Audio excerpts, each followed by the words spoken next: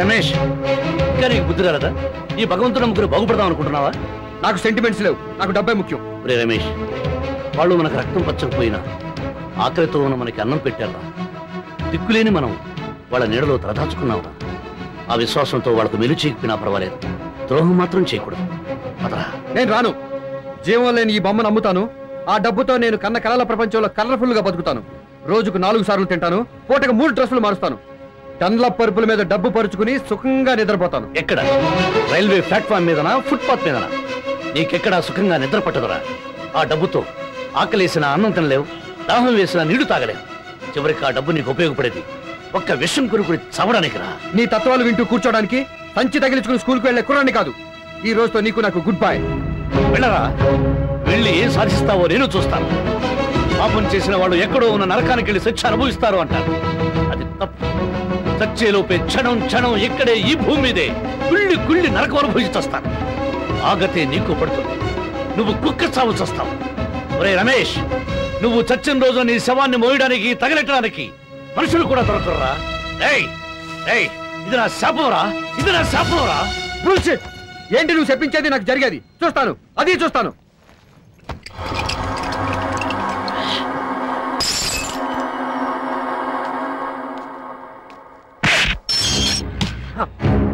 ఎవరది? ఎవరు? శాస్త్రి? అవునరా గుడ్డి వెధవా, శాస్త్రినే. ముస్సలి పీనుగా. రేయ్ నల్మై, కదలకుండా కూర్చో. నీ నోరు మూయించడానికే ఫుల్ గా మందు కొట్టి ధైర్యంగా వచ్చాను రా. ఒక్కడి పీకేనంటే కళ్ళతో పాటు చెవులు కూడా మూసుకుపోతాయి. గడ్డాలు గిరసాలు పెంచుకుని చేతిలో కర్ర పట్టుకున్నంత మాత్రాన నువ్వు పెద్ద మహారాజు అనుకుంటావా? నువ్వు పద్మ వ్యూహంలో చిక్కుకున్నావురా. అయిన వాళ్ళు బంధువులు అందరూ నిన్ను మోసం చేశారు. ఆఖరికి నేను కూడా నిన్ను దోచుకున్నాను. కానీ పశ్చాత్తాపడి నీకు సేవ చేసుకున్నావని వస్తే ఇక్కడ ఇద్దరు కలిసి పుచ్చిగా నాటకమాడి నీ ఇల్లు దోచుకుంటున్నారు. ఆ మాట నీ చెవులో శంఖమూది చెప్పినా నువ్వు నమ్మలేదు. ఎందుకంటే నీకు చీకట్లో బతకడం అలవాటైపోయింది. శాస్త్రి, నీ అరుపులకు భయపడే ప్రశ్నే లేదు. నీ ఇంటి ఉప్పు తిన్నందుకు, నీకు మంచి చేయడం కోసం నిన్ను తిట్టక తప్పట్లేదు. బాగా విను. ఇన్నాళ్ళు పుచ్చి పుచ్చి అని కలవరించావే, ఆ పుచ్చి లేడు. ఏనాడో చచ్చిపోయాడు. అమెరికాలోనే చచ్చిపోయాడు.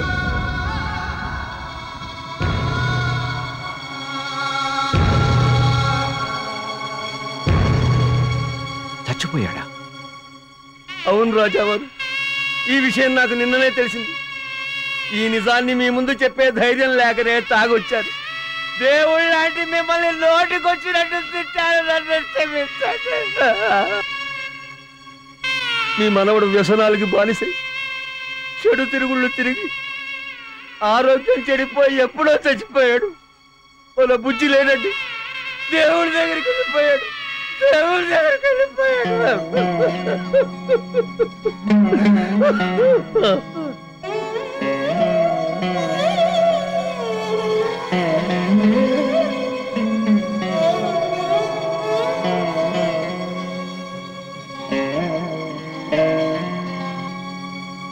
అవును తాతయ్య గారు, బుజ్జి వాళ్ళ నాన్నగారి దగ్గర మేనేజర్గా పనిచేసిన రామచంద్రరావు గారి కూతుర్ని నేనే.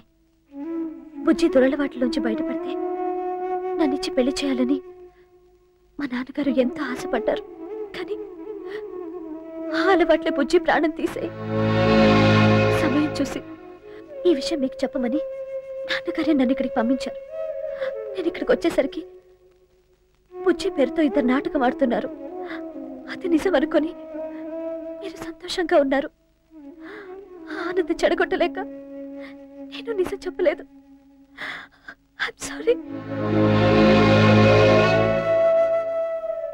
తెలియక నేరం చేసిన వాడికి క్షమాపణ ఉంటుంది, కానీ తెలిసి నేరం చేసిన వాడికి ఏ శిక్ష వేస్తారో మీరే చెప్పండి. జీవితంలో అందరి చేత మోసగించబడి ఏ దారి లేక మిమ్మల్ని మోసగించవలసి వచ్చింది. అందుకు మీరు నన్ను క్షమించకపోయినా పర్వాలేదు. దయచేసి శపించకండి. లే బాబు లే. చీకట్లో ఉన్న మా జీవితాల్లోకి సూర్యకిరణాల్లా మీరు వచ్చారు. కొన్నాళ్ళైనా మీ వల్ల మేము సంతోషంగా ఉన్నాం. ఒక రకంగా చెప్పాలంటే మీరు మాకు మంచి చేశారు. మా కొడుకుని కోడల్ని ఆ భగవంతుడు దూరం చేసిన మనవడు ఉన్నాడన్న తృప్తితో ఎన్నాళ్ళు బతికాం. ఇప్పుడు వాడు దూరం అయ్యాడు. ఈ దారుణమైన వార్త విని కూడా గుండెలు పగిలిపోకుండా నేను కాబట్టి బ్రతుకున్నాను. కానీ ఈ నిజం తెలిస్తే ఆ ముసలిది బతకదు. అందుకే చిన్నవాళ్ళైనా మీకు చేతులెత్తి నమస్కారం చేస్తున్నాను. అతయ్య క్షమించండి, ఆ పిలుపు అలవాటైపోయి. అలవాటు కాదు, ఆ పిలుపే నిజం కావాలి. ఆ ముసలి దాన్ని బ్రతికించడానికి మీరిద్దరూ ఇలాగే నాటకం ఆడాలి. బుజ్జిగా మీరు ఆమెకు ప్రేమను పంచిపెట్టాలి. ఇక నుంచి మా అభిమానాలు, ఆప్యాయతలు, మా సర్వస్వం మీకే చెందుతాయి. బృందావనమాలి రారామా ఇంటికి ఒకసారి, అలిగి చెలరేగి చెయ్యాలి అల్లి బిల్లి కొంటే అల్లరి. బుజ్జి ఎక్కడున్నా? బుజ్జి రావయ్యా, వచ్చి ప్రసాదం తీసుకో. బుజ్జి ఇదిగో ప్రసాదం తీసుకో.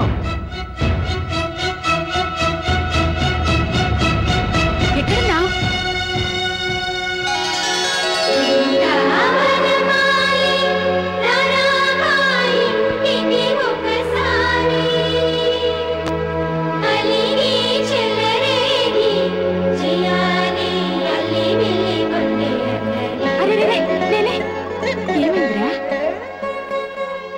ఎందుకు మీ పాదాలకు నమస్కారం చేయాలనిపించింది నాయనమ్మా. పిచ్చివాడా, రా భోంచేద్దు గాని. బుజ్జి